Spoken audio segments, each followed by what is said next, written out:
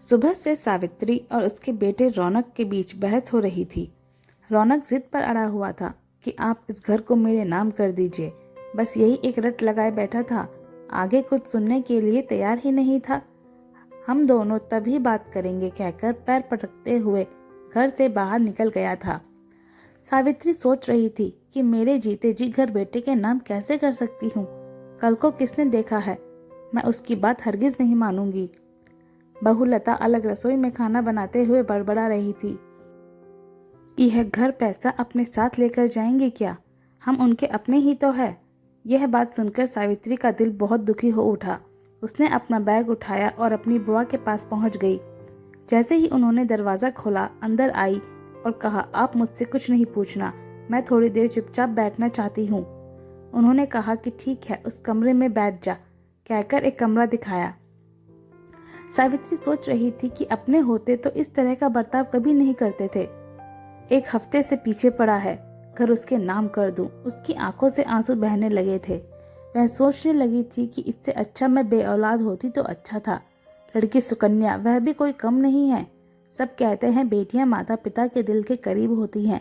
मेरे लिए तो दोनों ही एक जैसे निकल गए। सावित्री को ससुर की बातें याद आई थी। मरने से पहले उन्होंने कहा था कि सावित्री बेटा, औलाद वही होती है जो बिना किसी लालच के माता पिता की देखभाल अंत तक करे। मेरी बात मानकर अपनी संपत्ति किसी को भी मरने से पहले मत दे देना। समझ रही हो ना मैं क्या कह रहा हूँ? बच्चों के बहकावे में मत आना। तुम अकेली हो, वैसे ही तुम्हारे बाद तो सब कुछ उनका ही हो जाएगा। यह मेरी सीख है बेटा, गांठ बांध कर रख लेना। उसकी आंखें भर आई। उसे वे दिन याद आए जब वह शादी करके इस घर में आई थी। सास उसे पसंद नहीं करती थी क्योंकि वह ससुर की पसंद थी। सावित्री के पिता और ससुर दोनों अच्छे दोस्त थे। सावित्री की माँ जब वह छोटी थी तभी गुजर गई थी। उसके पिता ने ही अपनी पत्नी के गुजर जाने के बाद सावित्री को पढ़ा लिखाकर बड़ा किया था, अच्छे संस्कार दिए थे।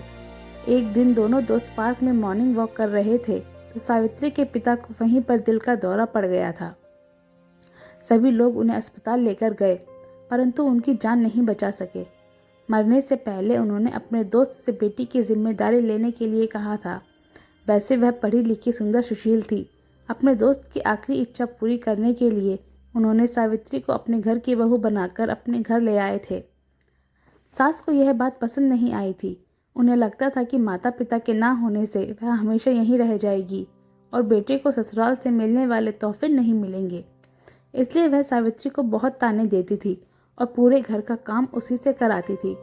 किशोर अपनी पत्नी के मुंह नहीं लगना चाहते थे, पर सावित्री से कहते थे कि अन्याय के खिलाफ लड़ा कर बहू, ऐसे ही चुप रहेगी तो तेरी सास तुझे ऐसे ही सताएगी।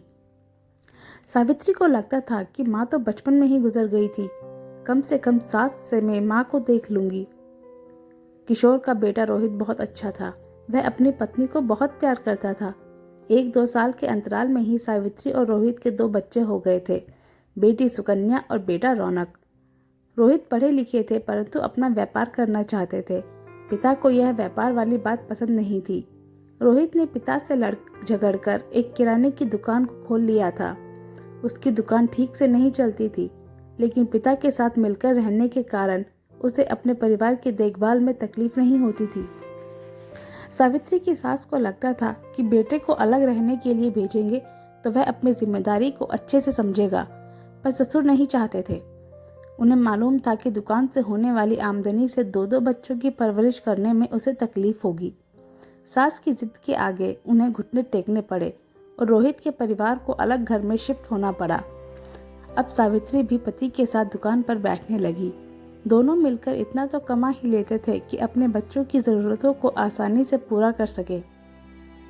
हर रोज़ की तरह उस दिन भी सावित्री पहले घर पर आ गई थी, क्योंकि बच्चों के स्कूल से घर लौटने से पहले ही वह घर पहुंचकर उनके खाने पीने का इंतज़ाम करती थी। उनका होमवर्क कराना और उनकी पढ़ाई पर ध्यान देना आदि काम कर देती थी।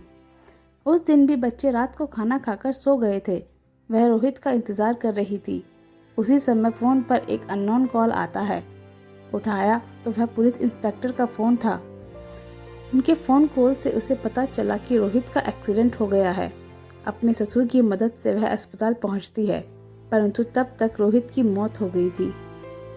सास के मना करने पर भी किशोर, सावित्री और बच्चों को लेकर अपने घर आ गए थे। सावित्री अभी भी दुकान संभाल रही थी, घर और बाहर की तथा बच्चों और सास ससुर की जिम्मेदारियों को निभा रही थी। फिर भी सावित्री को सास के तानों को सहना पड़ता था। इसी तरह साल बीतते गए, बच्चे भी बड़े हो गए थे और सास की मृत्यु भी हो गई थी। किशोर ने ही अपनी पोती सुकन्या की शादी धूमधाम से कराई थी। आज की तारीख में वह अमेरिका में अपने पति के साथ मिलकर आराम से रह रही है। रौनक की शादी भी हो गई है। वह एक बहुत बड़ी मल्टीनेशनल कंपनी में बहुत बड़े पोस्ट पर है और बहुत ही अच्छी पैकेज भी है।